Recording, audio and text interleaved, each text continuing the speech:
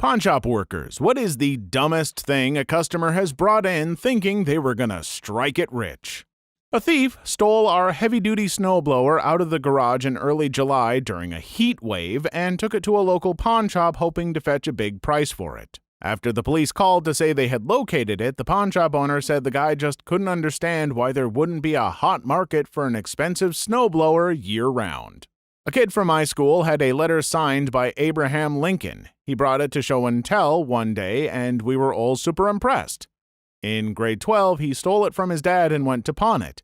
He bragged about how he was going to be rich. It turns out his grandfather forged the letter and gave it to his dad as a gift. Watching Antiques Roadshow a couple of years back, a woman came in to get her old lamp appraised.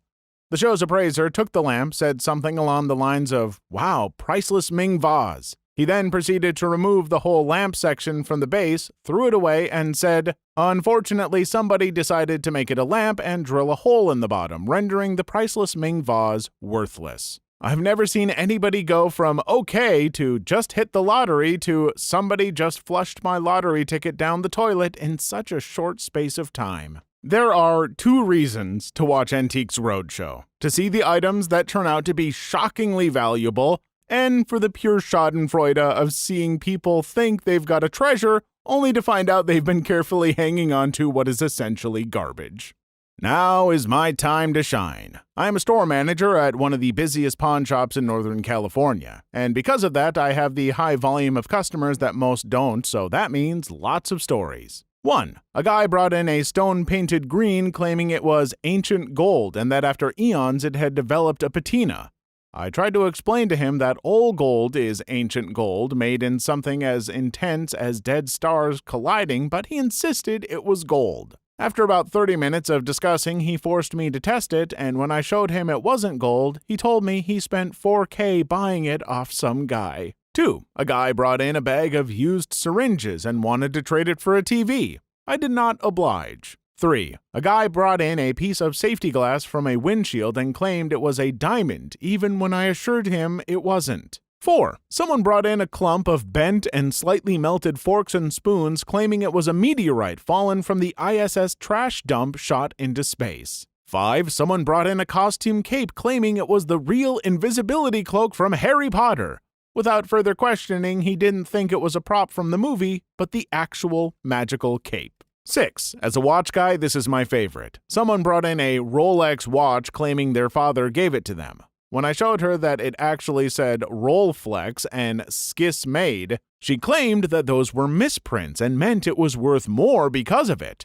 After I opened the watch to show her the movement, I saw that there was no movement at all, but just a weight in the back. 7. A couple came in with an old 1990 30-inch TV claiming that it was an antique and refused to leave the store until we gave them $800 for it. We showed them selling online for literally a couple of dollars, but they refused and said they know what they had. 8. Not in line with crazy item, but a good story. A couple used to come in once a week and pawn stuff.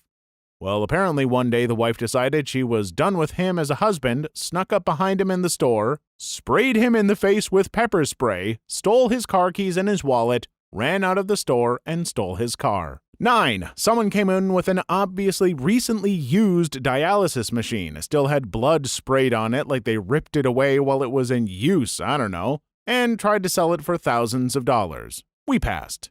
If you guys would like more, I can do an AMA. If I get enough people interested, I would love to share more stories. I'm just sad that I've missed the opportunity to ask for more stories because these are all pretty amazing. I think my favorite is the bag of used syringes because, what?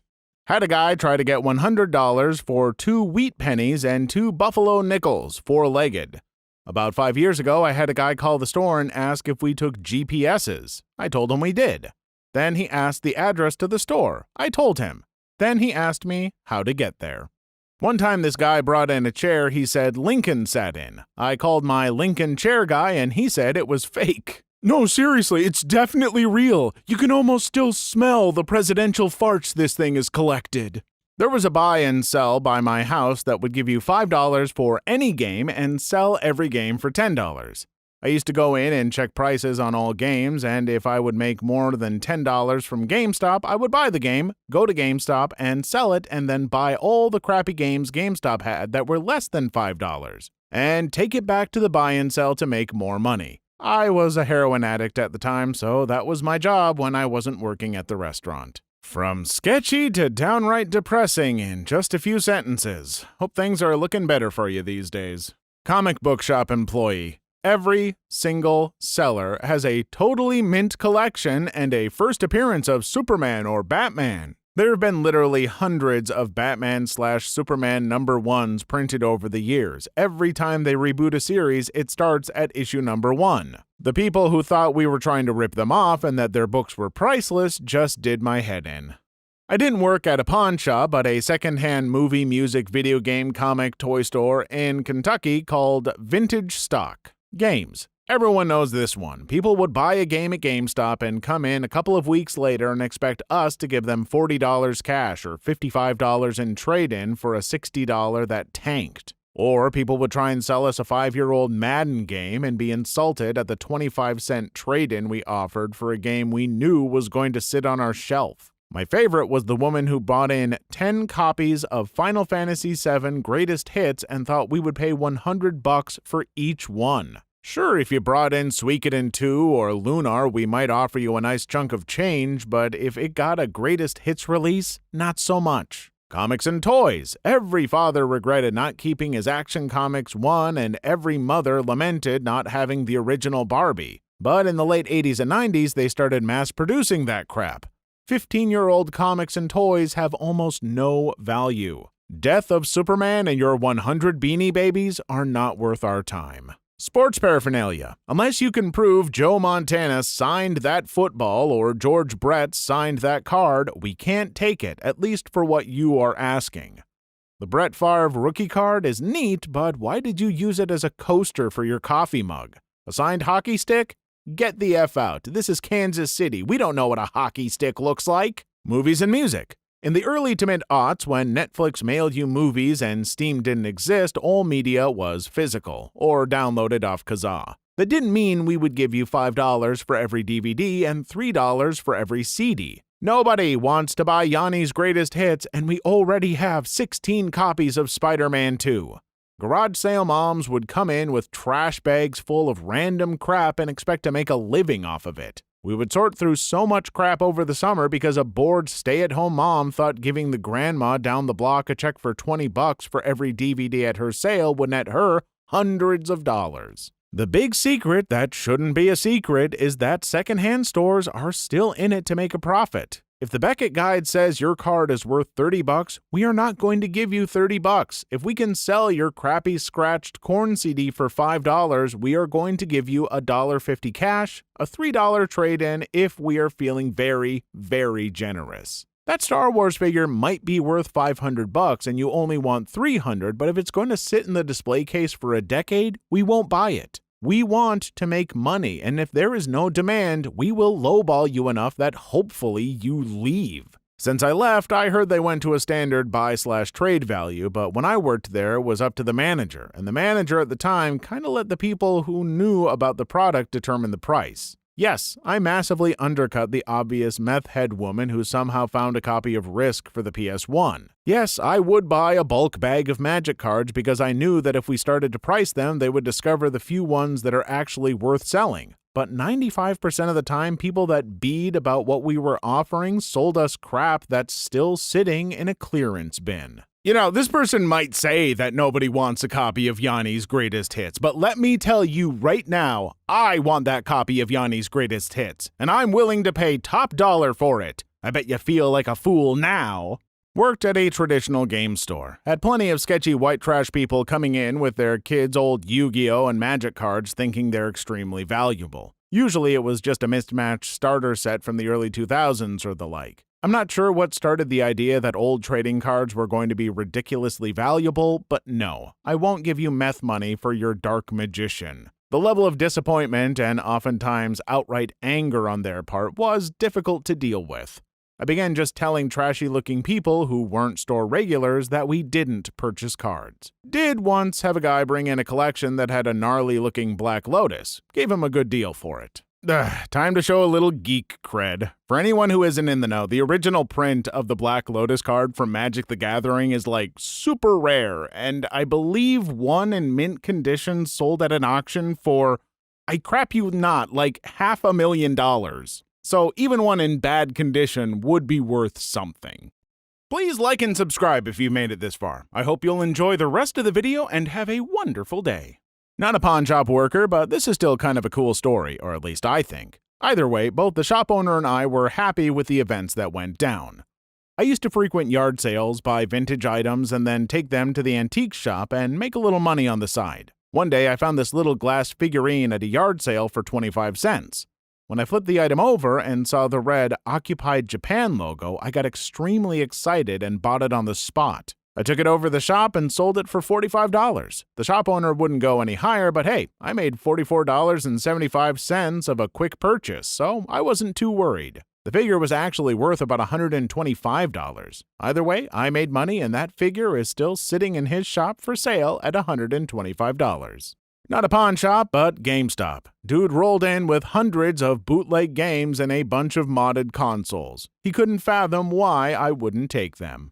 I'm a pawnbroker. Someone brought in their dead grandmother's gold tooth plucked from her ashes with the tooth still in it. We told her that the tooth had to be separated from the gold for us to weigh it. They desecrated their loved one's remains for less than $2. Not gonna lie, that's a pretty lousy inheritance. A guy literally brought in an RPG. He was doing yard work for this old lady whose husband had passed. She gave it to him for doing some yard work, not realizing it was live and active. The guy was career military, and after the bomb squad came and disabled it, they went to her house and found a trove of similarly very illegal military-grade weapons. I took an old $10 bill into a dealer to see how much it was worth. Don't recall the year, but it was old. Guy says, $10. Showed me what a bill would have to be like, spent 30 minutes in his store with him looking at old, rare money. A good friend of mine owns a pawn shop in Florida. He once bought a collectible book of state quarters for less than face value of the coins. The customer wasn't bright enough to pop the quarters out of the book and spend them. My buddy's ability to keep a straight face in those situations and make the customer feel like he's getting a deal provides me endless entertainment. I was so excited to hear about the absolutely buck-wild nonsense that a Florida man might bring into a pawn shop, but all we get is some collectible coin shenanigans? Florida, you've let me down again. A friend's uncle allowed us to shadow him for a day at his pawn shop. A guy walked in with a metal lunchbox and said he had something worth billions. He opened the lockbox and there were wood chips in it and the smell of spray paint. He claimed they were leftovers of the cross Jesus was crucified on. He is descended from an ancient and noble line of knights who took oaths to protect the cross. He wanted $2,000 for the lockbox and wood chips. I don't work in a pawn shop, but I bought my first guitar in one. The big defense contractor in my town laid off over 10,000 people overnight. And the contagion spread. I was looking for my first guitar, and I'm cheap.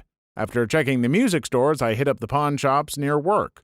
While I'm looking, this clean-cut guy in his early 30s comes in trying to pawn his guitar, hard case, and effects. Since the shop had a bunch, they offered him crap, evidently, and he left. He was almost crying, saying he got laid off and had to pay some bills. I followed him out and asked him what he wanted for it. He said $100, and I took it.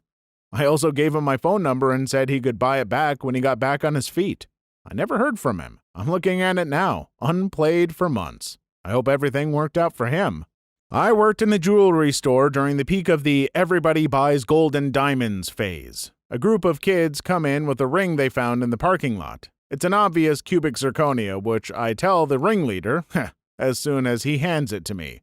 One of the others demands, a touch annoyed, "How do you know?" In one of those excellent, too rare moments of perfect reaction, I asked, "Why'd you bring it to me?"